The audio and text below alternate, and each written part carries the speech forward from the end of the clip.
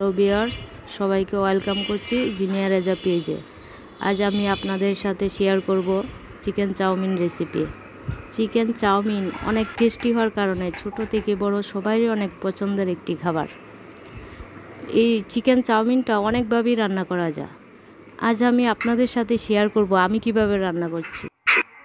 আপনারাও বাসায় নিজের মতো করে প্রয়োজনীয় উপকরণ দিয়ে চিকেন চাউমিন তৈরি করবেন। আমার ভিডিওটি ভালো লাগলে লাইক, কমেন্ট, শেয়ার দিয়ে পাশে থাকবেন। ধন্যবাদ।